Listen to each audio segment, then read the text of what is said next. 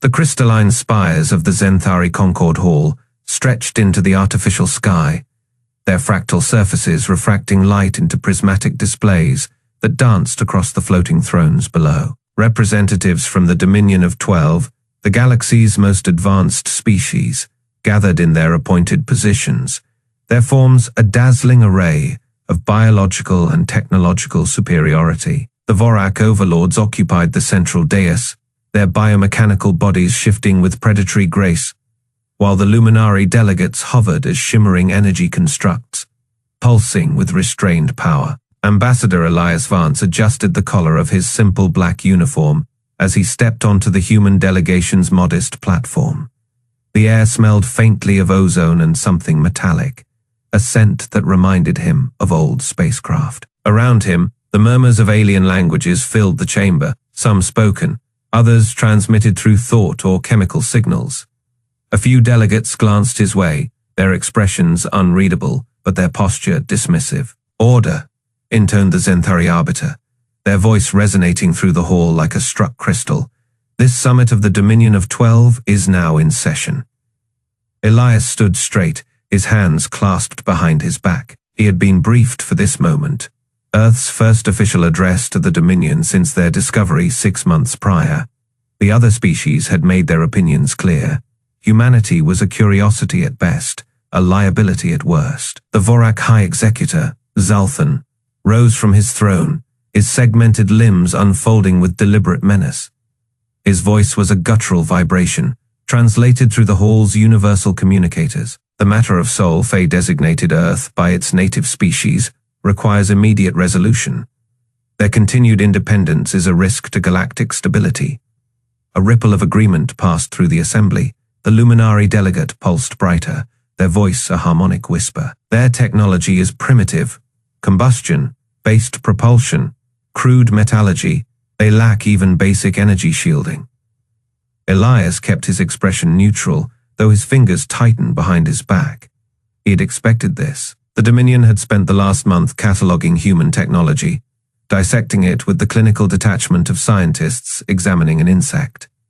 Xal'thun turned his faceted eyes toward Elias. "Ambassador Vance, the Dominion offers you a choice. Surrender your sovereignty peacefully, and we shall uplift your species. Resist, and you will be brought to heel." Elias allowed himself a small, measured breath before responding. "With all due respect, High Executor, Earth has no interest in surrendering its independence. We may not possess your level of technology, but we are not without capability." A series of clicks and hisses erupted from the Vorac delegation.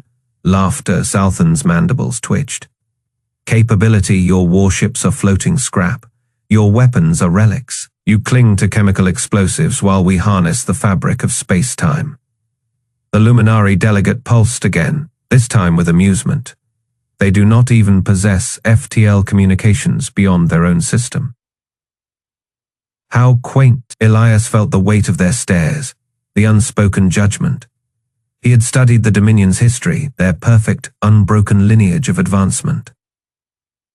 They had never known a dark age, never clawed their way back from the brink. "Technology is not the sole measure of a species," Elias said, keeping his voice steady. Xal'thun leaned forward, his armored carapace glinting. "Then what is your pitiful lifespan? Your fragile biology? You are children playing in the ruins of greater civilizations." A murmur of agreement spread through the chamber. Elias could see it in their postures, their dismissive gestures. Humanity was already decided, a minor species, a footnote. The Zenthari arbiter raised a crystalline limb. "The Dominion has reached consensus. Earth shall be placed under provisional oversight for its own protection. The Vorac shall assume guardianship." Elias clenched his jaw. Provisional oversight. A polite term for occupation. Xal'thun's voice dripped with condescension. "Do not look so offended, Ambassador. This is mercy. Your species will be preserved, if not as equals, then as wards." Elias met his gaze, "And if we refuse?" The chamber fell silent. Even the Luminari's pulsing dimmed. Xal'thun's mandibles spread in what might have been a smile. Then you will learn why the Dominion has ruled this galaxy for 10,000 cycles. Elias nodded slowly. He had expected this too. Very well, he said. But before you make your final decision, I suggest you review one more piece of data. Xal'thun tilted his head. More irrelevant human history. No, Elias said, reaching into his jacket. He withdrew a small data crystal, its surface scratched and worn. A lesson.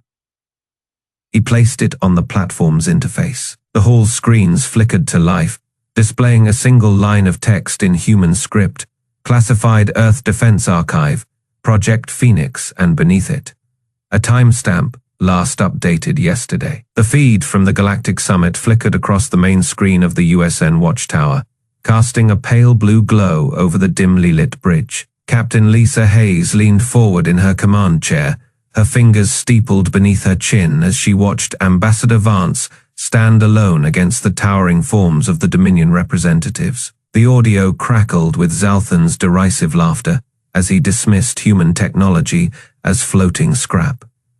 Lieutenant Jake Morrison shifted beside her, his jaw tight. They're not even trying to hide it anymore. This isn't oversight, it's a takeover. Lisa didn't answer immediately. Her eyes stayed fixed on the screen, on the way Vance's shoulders remained squared, despite the weight of the galaxy's condescension.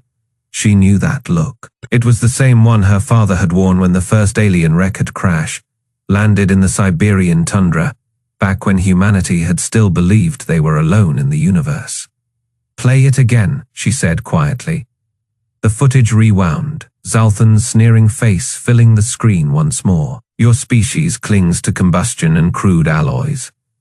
Chief Engineer Raj Patel let out a sharp laugh from his station near the rear of the bridge. Crude alloys, that's rich. He tapped a command into his console, and a schematic of the watchtower replaced the summit feed. To the untrained eye, it looked like a patchwork mess. Scavenged hull plating from a dozen different species, power conduits spliced together with human-made components, weapons systems jury rigged to work with incompatible alien tech. But Lisa knew better. Bring up Project Phoenix, she said. The schematic shifted, peeling back layers to reveal what lay beneath the watchtower's ramshackle exterior. Reinforced durasteel plating, reverse, engineered from a Vorac wreck. A Luminari-derived shield matrix modified to recharge twice as fast, and the railguns, human-designed but powered by a stolen Zenthari energy core. Morrison whistled low under his breath. They really think we've been sitting on our hands all these years, don't they? Lisa finally turned away from the screen, meeting the eyes of her crew one by one. They think we're weak because we reuse their trash, because we don't have the resources to build from scratch, but they're wrong. She stood, her voice cutting through the hum of the ship's systems. Earth spent the last 50 years pulling apart every piece of alien tech that's crashed on our soil. We've taken their perfected designs and made them better. Patel grinned, his fingers flying over his console. Trash is just raw material to a species that survived extinction. Level events twice. A new alert blipped on the tactical display. Morrison frowned. Captain, we've got movement near the edge of the system. Vorac signatures. Lisa didn't hesitate. Go to silent running. Let's see what they're up to. The watchtower's engines dimmed to a whisper, its stealth systems engaging as it drifted closer to the incoming contacts. The main screen resolved into a tactical view, 3 Vorac scouts, their sleek black hulls gliding through the void like knives. Scanning, Morrison murmured. They're heading for the asteroid belt. Looks like a reconnaissance run. Patel snorted. Checking up on the primitive monkeys, huh? Lisa's lips thinned. Or making sure we're not a threat before the Dominion moves in. She tapped a command into her armrest. All hands battle stations. But keep weapons cold. Let's not tip our hand yet. The bridge lights dimmed further as the ship's systems redirected power to the stealth array. The Vorac scouts passed within 1,000 kilometers, their sensors sweeping the area. But the watchtower might as well have been a ghost. Morrison let out a slow breath. They didn't see us. Lisa didn't relax. No, but they will. Silence settled over the bridge, heavy with unspoken tension. The summit feed still played in the corner of the main screen, Xal'thun's voice dripping with condescension. The Dominion shall uplift you, if you prove capable of obedience. Patel cracked his knuckles. So what's the play, Captain? We can't just sit here while they decide our fate. Lisa's gaze drifted to the Project Phoenix schematics again, to the hidden strength beneath the watchtower's battered exterior. No, she said softly. We can't. She reached for the comms panel, opening a channel to the engine room. Chief Wu, prep the gravity drive. I want us ready to move on my mark. A gruff voice crackled back. Aye, Captain, just say the word. Morrison raised an eyebrow. We're not running, are we? Lisa's smile was razor thin. No, Lieutenant, we're going to teach them a lesson. She turned back to the main screen, where the Vorac scouts were now retreating, their mission apparently complete. The Dominion thought humanity was weak, fragile, unworthy of respect. They were about to learn just how wrong they were. Patel leaned back in his chair, arms crossed. You know, it's almost funny. They've got all that shiny, perfect tech, but we're the ones who've spent centuries figuring out how to make broken things work. Lisa didn't answer. Her eyes were on the stars beyond the viewport, where the first sparks of defiance were already burning. The silence on the watchtower's bridge was thick enough to choke on. Captain Lisa Hayes kept her hands clasped behind her back, her knuckles white as the massive Vorac dreadnought blade of supremacy filled the main view screen. Its obsidian hull absorbed the light of distant stars, giving it the appearance of a jagged wound in space itself. Plasma lances bristled along its flanks, like the spines of some primordial predator. Lieutenant Jake Morrison exhaled sharply through his nose. That is, not a welcoming committee. At the engineering station, Chief Patel's fingers danced across his console. Shields at full, railguns charged. Reactor humming like a choir of very pissed-off angels. He glanced up. Not that any of that matters against that. Lisa didn't blink. Open a channel. The comm officer swallowed hard before tapping a control. A holographic projection flickered to life above the central console. A Vorac commander, his chitinous faceplates arranged in what humans had learned was their version of a smirk. Human vessel. The Vorac's voice grated, each syllable like rocks tumbling in a metal drum. This is the Blade of Supremacy. By order of the Dominion of 12, you will power down your systems and prepare for boarding. You have 5 cycles to comply. Lisa tilted her head slightly. This is Captain Lisa Hayes of the United Earth Starship Watchtower.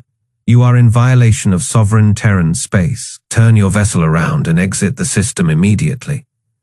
A ripple of movement passed through the Vorac's facial plates. Amusing, your sovereignty is a fiction. The Dominion has decreed your species incapable of self-governance. This is your final warning. Morrison leaned toward Lisa, keeping his voice low.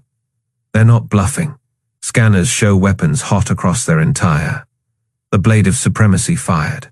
A torrent of plasma erupted from its forward batteries, streaking toward the watchtower in a blinding cascade. The bridge crew flinched, all except Lisa, who stood perfectly still as the lethal energy storm slammed into their shields. Or rather, where their shields should have been. The plasma splashed against the watchtower's hull and dissipated like water on hot stone. Tiny hexagonal patterns flickered across the ship's surface, where the energy made contact, absorbing and redistributing the attack.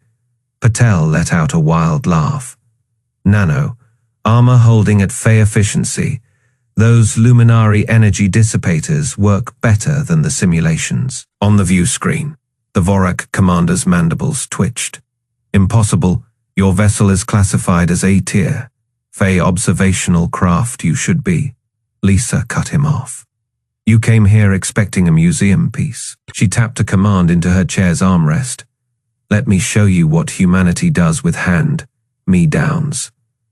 The watchtower's railgun arrays, outwardly crude, looking magnetic accelerators salvaged from a dozen different alien wrecks, hummed to life. Deep within the ship's core, capacitors the size of skyscrapers discharged in perfect synchronization.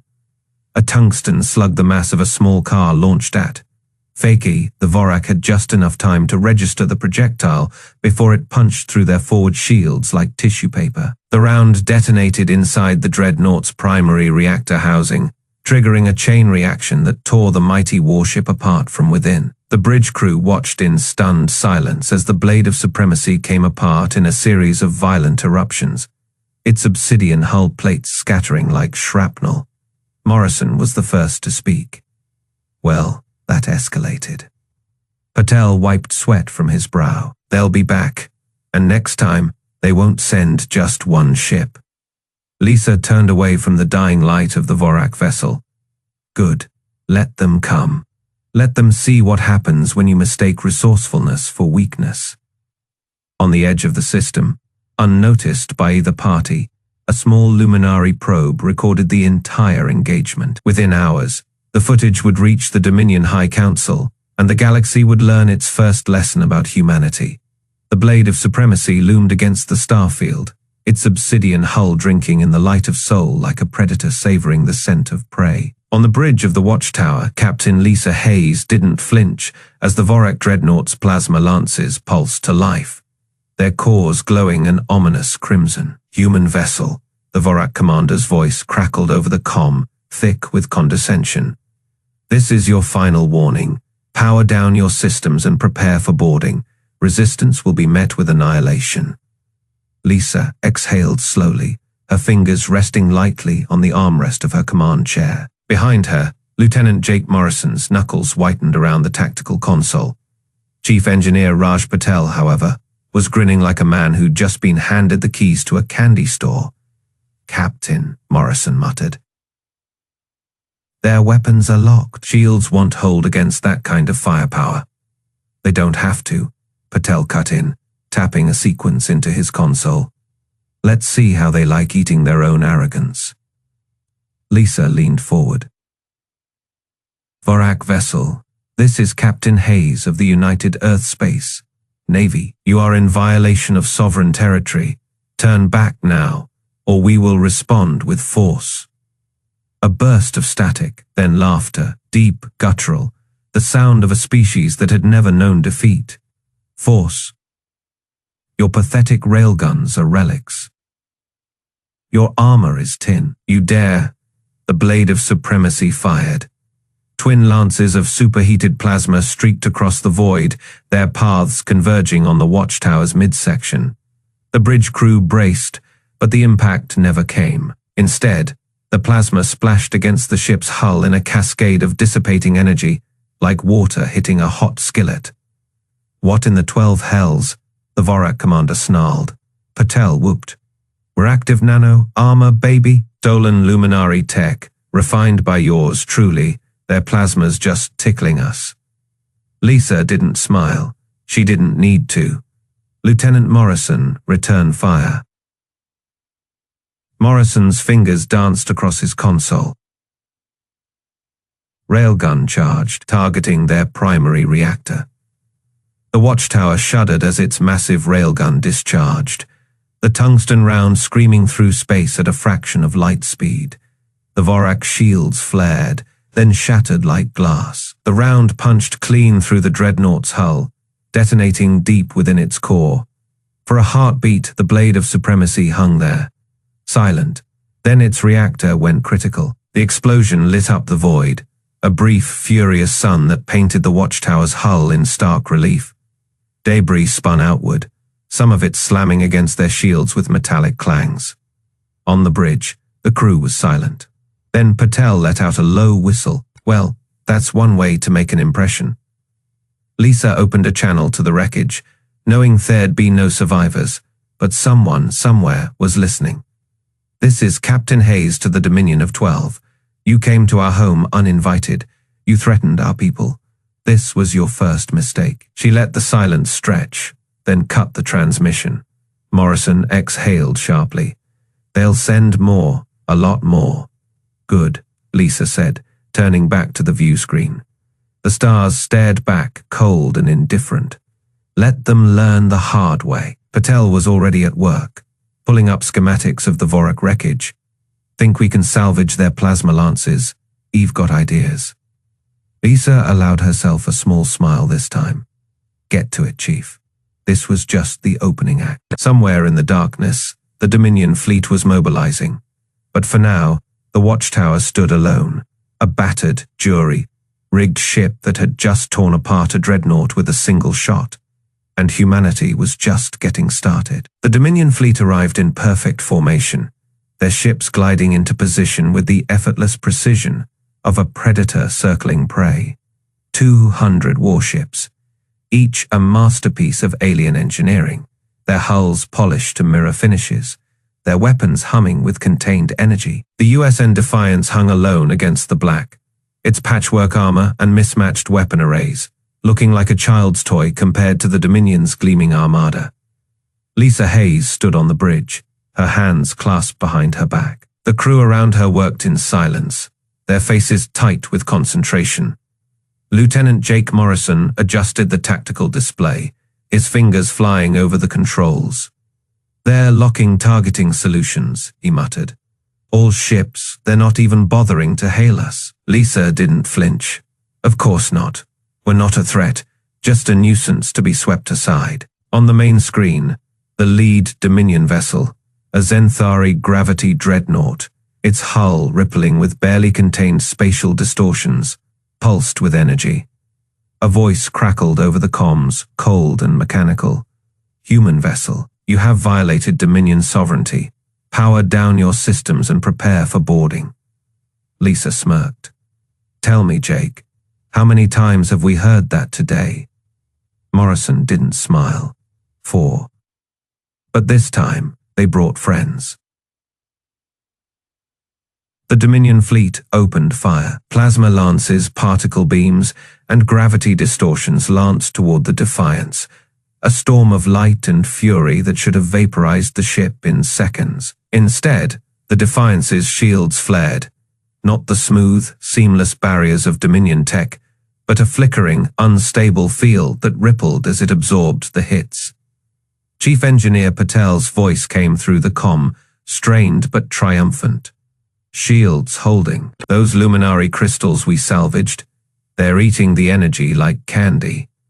Lisa didn't celebrate yet. Deploy the Stormbringer. Deep within the Defiance, a stolen Zenthari gravity core, scavenged from a wreck, rebuilt with human modifications, hummed to life. The ship shuddered as the weapon charged, its power fluctuating wildly. Patel had warned her it might tear the Defiance apart. Lisa didn't care.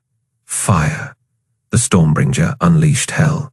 Space itself warped around the Dominion fleet, the fabric of reality twisting like a sheet of paper crumpled in an invisible fist. Ships were yanked out of formation, their perfect ranks collapsing into chaos. The Zenthari dreadnought's gravity shields overloaded, its own weapon turned against it, as the distortion field ripped through its hull. Morrison's eyes widened as the tactical display lit up with destruction. Holy hell, did we just? Lisa watched as the Dominion fleet scrambled, their flawless coordination shattered. We just proved their tech isn't invincible, just borrowed. A Vorac battleship, its obsidian hull cracked from the gravitational shear, veered wildly off course. Its commander's voice screeched over an open channel. "Impossible. That weapon, it's ours." "How did you?" Lisa keyed the comm. "You left it lying around, we improved it." The Defiance surged forward, its railguns spitting tungsten slugs at crippled Dominion vessels. One round punched through the bridge of a Luminari cruiser, sending it spinning into the void. Another detonated a Vorac ammunition depot, the chain reaction tearing the ship in half. Patel's voice crackled again. "Captain, the Stormbringer's overheating. We've got maybe one more shot before it melts down." Lisa didn't hesitate. "Then make it count, target the command ship." The Defiance swung its prow toward the Zenthari dreadnought, now listing badly, its gravity drive sputtering. The Stormbringer whined as it charged, the deck plates vibrating beneath Lisa's boots. "Fire!" Space rippled. The dreadnought's shields collapsed like glass under a hammer. Its hull crumpled inward, decks pancaking as the gravity wave tore through it. For a heartbeat, the ship hung there, a mangled wreck. Then it exploded in a silent fireball. The Dominion fleet froze. Lisa opened a channel to all frequencies, her voice calm. "You came to teach us about technology. Let us return the favor." Silence, then, one by one, the Dominion ships began to retreat. Morrison let out a breath. "They're running." Lisa watched them go, her fingers tightening around the armrests of her chair. "No, they're learning." Somewhere in the chaos, a human engineer was already pulling apart a salvaged Vorac plasma cannon, scribbling notes on how to make it better. The Vorac flagship shuddered as the Black Star Marines breached its armored hull. Captain Ryan Blake led the charge, his powered armor, a patchwork of scavenged Vorac plating and human engineering, humming with barely contained energy. His HUD flickered with targeting data as his squad fanned out behind him, their weapons trained on the trembling Vorac defenders. "Secure the bridge," Blake ordered, his voice calm through the helmet speakers. "And try not to break anything we can't reverse," engineer later. The Vorac guards raised their plasma casters, their 4 arms trembling. "You dare board a high executor's vessel?" One hissed, mandibles clicking in fury. Blake didn't answer. His squad opened fire, their hybrid rail rifles, another stolen design refined in human workshops, punching through Vorac armor like paper. The guards collapsed, their exoskeletons smoking. The bridge doors hissed open. Inside, Xal'thun stood surrounded by his command staff, their bioluminescent markings pulsing with panic. The High Executor's massive frame towered over Blake, but the human didn't flinch. "Surrender," Blake said, raising his rifle, "or we demonstrate why humans don't need perfect tech to win wars." Xal'thun's laugh was a grating metallic sound. "You think this changes anything? One ship, one battle. The Dominion has thousands." Blake tilted his head. "Funny, that is what the last empire that tried to conquer Earth said." He tapped his wrist display. "Let me show you something." The bridge screens flickered, replaced with grainy footage, ancient human wars, cities burning, mushroom clouds boiling into the sky. Xal'thun's mandibles twitched. "What is this?" "History," Blake said. "World War II, the Cold War, the Kessler Cascade. That is when we turned our own orbital debris into a weapon." The footage shifted to show satellites exploding, shrapnel ripping through fleets of unshielded ships. "We invented total war. We perfected it." The Vorac command staff exchanged uneasy glances. One of them, a younger officer, whispered. They weaponize their own infrastructure." Blake smirked. "And that is just the old stuff. You see, we don't care if our tech looks pretty. We care if it works." He stepped closer to Xal'thun. "Your people found a plasma lance design that functioned at Fei efficiency and called it perfect. We found one that worked at Fei and asked, how do we make it explode harder?" Xal'thun's claws flexed. "You're barbarians." "No," Blake said. "We're adaptable. You came here thinking you'd teach us about advancement, but you don't understand what that word means." He tapped the screen again, pulling up schematics. The Defiance's hacked gravity weapon, the Watchtower's nano armor, all built from stolen alien tech. Advancement isn't about flawless systems. It is about survival, and nobody survives like we do. Silence filled the bridge. The Vorac officers stared at the screens, their confidence crumbling. Xal'thun finally spoke, his voice quieter. "You took our junk and turned it into this." Blake nodded. "Give us a few more years with your perfect fleet. See what we come up with." Outside, the battle raged on. The Defiance carved through the Dominion formation, its jury, rigged weapons tearing apart ships that had never known defeat. Xal'thun sank into his command throne, his bioluminescence dimming. "You were never primitive," he muttered. "You were just waiting." Blake holstered his rifle. "Now you're getting it." The Vorac High Executor looked at the footage still playing. Human soldiers charging through mud and radiation, engineers welding scrap metal into warships, scientists laughing as they broke every safety protocol. For the first time in his life, Xal'thun felt fear. not of human technology, of human ingenuity. The Dominion fleet hung broken in the void, their perfect formations reduced to scattered debris and drifting hulks. The UESN Defiance orbited Earth like a battered sentinel, its patchwork armor scorched but intact. On the bridge, Captain Lisa Hayes watched the retreating alien signatures blink out one by one. The silence was heavier than the gravity of the moment. All hostiles have withdrawn from Sol space, Lieutenant Jake Morrison reported, his voice tight with exhaustion. Vorac flagship ascendancy is venting atmosphere. Luminari energy signatures are fading from our scanners. Lisa let out a slow breath. Casualties. 12 Phoenix-class ships lost, 37 more damaged but operational. Morrison hesitated. Black Star Marine casualties at Faye confirmed. She closed her eyes for just a second. Then she straightened. Open a channel to the Galactic Senate, full spectrum broadcast. The comm officer worked quickly. Channel open, Captain. You're live to the entire Dominion. Lisa faced the view screen, where the blue curve of Earth hung against the black. This is Captain Lisa Hayes of the United Earth Space Navy. You came to our system with assumptions. You called our technology primitive. You believed your superiority was absolute. She paused. Today, you learned otherwise. Aboard the crippled Ascendancy, Xal'thun watched the transmission from his ruined command throne. His remaining limbs twitched with pain. The human Marine, Blake, had left him alive. A mercy he didn't understand. The Dominion will regroup, his tactical officer rasped. We will return with silence, Xal'thun growled. On screen, the human captain continued. Survival isn't about perfection, Lisa said. It's about adaptation. You dismissed our ships because they were built from salvage, but we didn't just copy your technology. We improved it, your reactive armor. We made it lighter, your plasma lances. We increased their yield by Faye, because that's what humans do.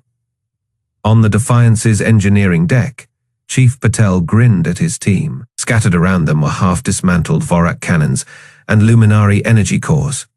Hear that, boys? We're officially terrifying. Back on the bridge, Lisa's voice hardened. The Dominion has a choice. You can continue this war and learn just how far we're willing to go, or you can recognize humanity as equals. Because today proved one thing, we earned our place in this galaxy. The transmission ended. In the silence that followed, Morrison exhaled. Think they'll listen.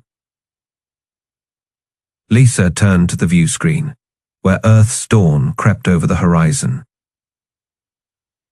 Doesn't matter. Well, be ready either way. 3 cycles later, the Galactic Senate reconvened. The crystalline halls were quieter now.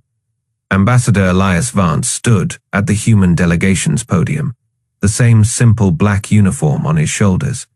But this time, no one laughed. After careful consideration, the Zenthari High Arbiter announced, the Dominion of 12 revises its classification of humanity. A hologram flickered to life above the assembly.